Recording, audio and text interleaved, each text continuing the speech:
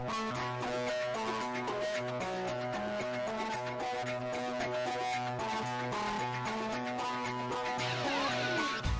so we're mixing them up in the first leg of the quaddie. That previous race, race number 4, was the first of the quartet races up there in Singapore.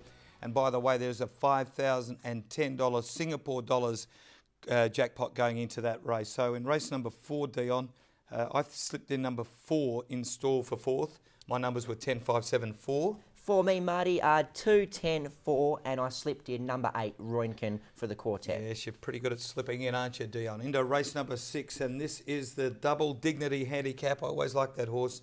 1,200 metres is the distance, and we're time to go at 3:45. Let's work through the past runs, and we'll have a look at Dante's Oak, particularly impressive at the Belmont Park midweeks, and speak to his rider, Johnny Clayt. Also, Kent River from the trials, Jason Whiting has the ride there. Secret Enigma, a last start winner. And Stevie Parnham in the interview, the rider of Secret Enigma. A couple of other ones, Marty, include Scopachiri, who's an interesting runner. He's had the 3 trials at Larkhill before his first up run on Saturday, and really not fired. Been a bit disappointing at his trials. Number 2, Interrange, who won at Northam last start, when quite well ridden by up-and-coming apprentice Chloe Chatfield. The next one is Ravinia, who disappointed last start, but there was excuses on the rain-affected track over 1,000 metres at Belmont. The next few will take a look at their past runs. Number 7, Dan Christ, who was in a bit of form last prep, but just struggled to regain his better form, racing back in May and June of this year. Other runners include Secret Enigma, who I think's in trouble this week. Okay, let's go back now and have a look at Dante's Oak's last win. This was at the Belmont midweeks. He actually beats Secret Enigma here, gets the rails run. Clayt punches him out.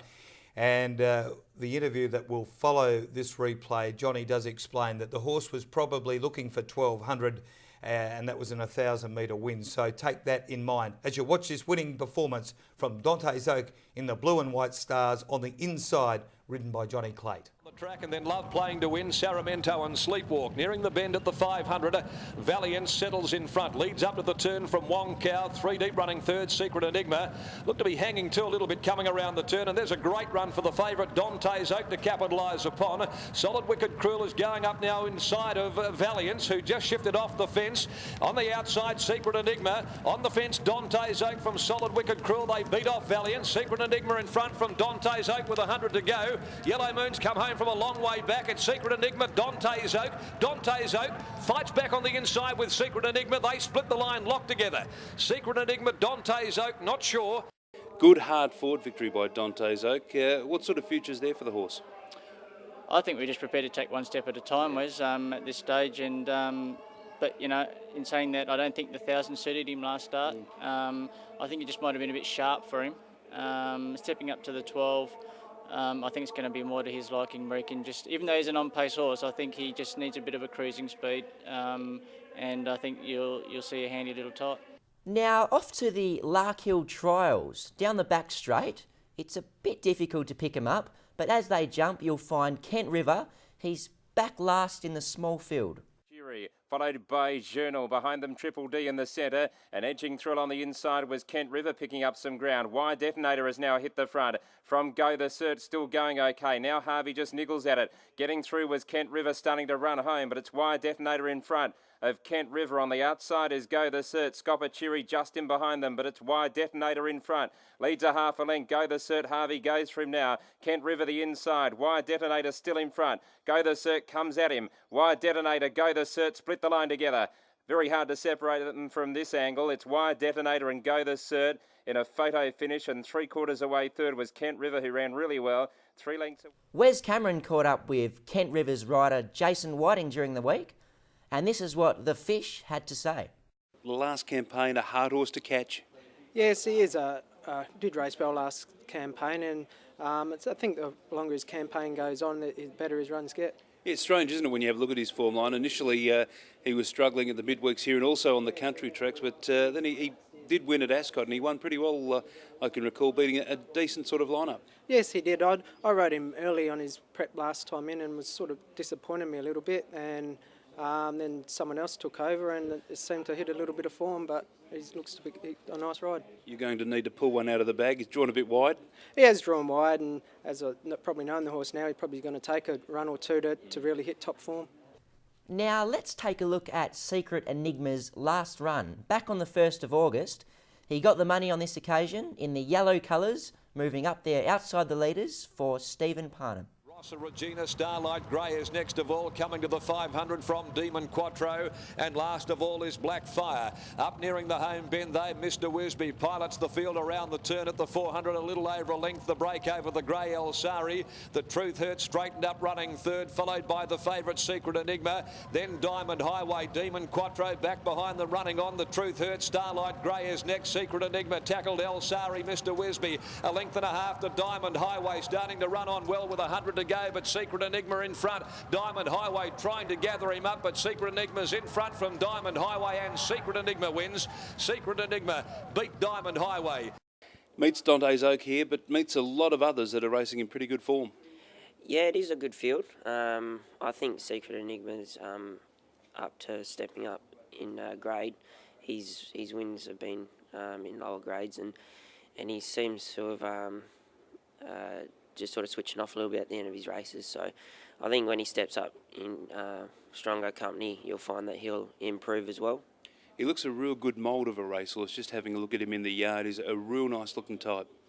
He is. He's a very big horse, very nice looker in the parade ring, and he's got a very strong action about him. So I think the horse will step up. Okay, Dion, selections in race number 6, and I'm going with 4 Dante's Oak. He's unbeaten in 3 runs. Now, while I'm a fan of the rating system, and like all of us here, still trying to come to grips with it, and I'm finding it quite easy to manoeuvre around with. It has thrown up an anomaly here, and before we come on air, I attempted to catch up with the handicapping boys to sort it out, but unfortunately they're pretty busy, probably fielding other queries from a lot of other people about the rating system at the moment. But these two horses met, in Dante's Oak's case, a start ago, carried 56.5 and Secret Enigma carried 56. Dante's Oak won the race and Secret Enigma ran second. Then Secret Enigma has since won after that race. Dante's Oak hasn't started. Dante's Oak went up 6.5 rating points, and Secret Enigma went up 2 for the win, and then 2.5 2 for the second and 2.5 for the win. So he's not well weighted in this race, is Dante's Oak, but I still think 2 reasons. One, looking for 1200. I'm not sure Secret Enigma's a 1200 metre horse, and from out there on your speed maps, I think he's in a bit of trouble myself, Secret Enigma. So even though he's not well weighted, I think he's a horse on the way up, and he can win this race, Dante's Oak. To beat Kent River, you've got him 3 wide with cover. That'd do. And 6 new design. Should be just in there somewhere. 1 out, 1 back, getting to 1200 metres. But the horse is racing in really good form for Joey Miller. And I think he'll get that sit-sprint type of a run that he needs. But in your map, if Dante's Oak's leaders back here, they won't be beating him. For me, Marty, I'm going to go with quite wide, number 3, Ravinia on top to win. She's a smart filly, She won the Magic Millions as a 2-year-old. She's a speedy type. She did win in town last preparation. And at the 1,000 metres last start, she was run off her legs in the wet conditions and didn't handle the track. So for value, number 3, Ravinia on top, to beat number 4, Dante's Oak. Number 6, New Design to run 3rd, who I think will appreciate stepping up to the 1,200 metres this week. And if you're playing the quartets, throw in number 8, Secret Enigma. But from the barrier this week, I think he's going to be caught wide and punching the breeze and may find it difficult this week. Number 8, Secret Enigma. Numbers 3, 4, 6 and 8. Okay, before we take this next break, let me tell you and remind you all about the racing guide up there in Singapore. Steve LeVar and his hard-working team, Ronnie Tay and the gang up there in Singapore, doing a wonderful job with this publication.